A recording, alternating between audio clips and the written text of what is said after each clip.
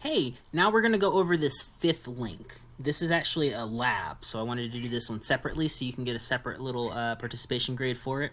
It's from the Meteorological Office of the United Kingdom, so like their National Weather Service. I apologize for the music, it's a little crazy.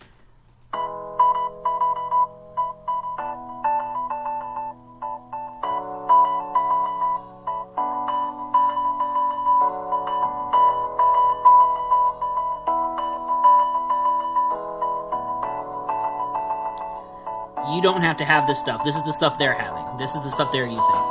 If we were in class, we would be doing this. This is something we could be doing in a lab.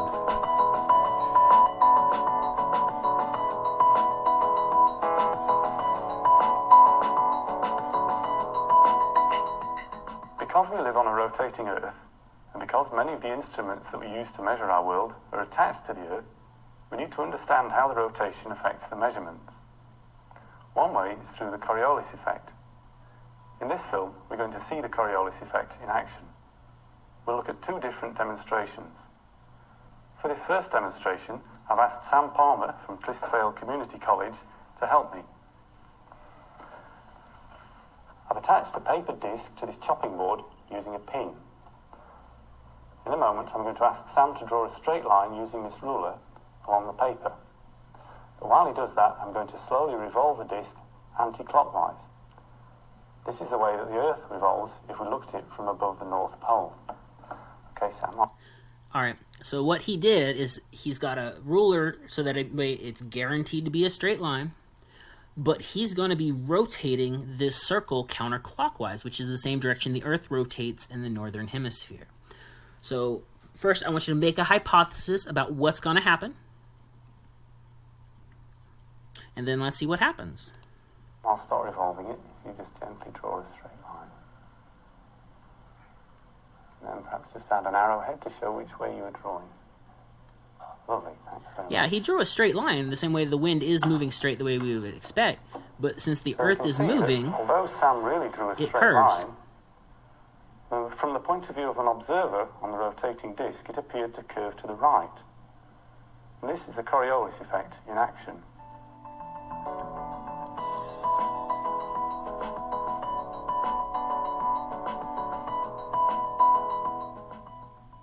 We can see the Coriolis effect again in this turntable demonstration.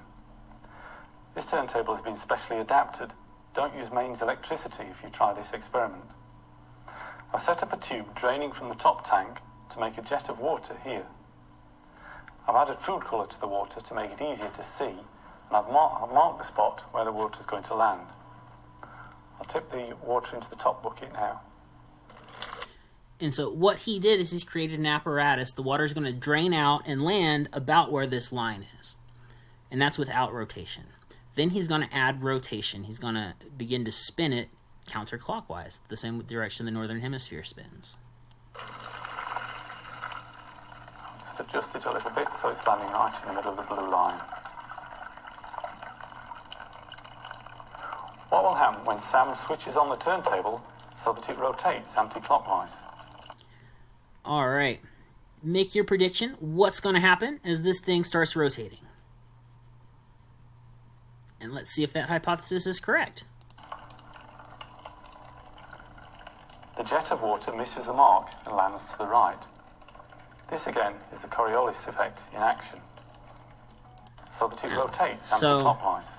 It's going straight, but then it bends, right? It looks like the water is bending. What will happen when Sam switches on the turntable so that it rotates anti-clockwise? And then it looks like the water bent. What will happen when Sam switches on the turntable so that it rotates anti-clockwise? What will happen when Sam switches on the turntable so that it rotates anti-clockwise?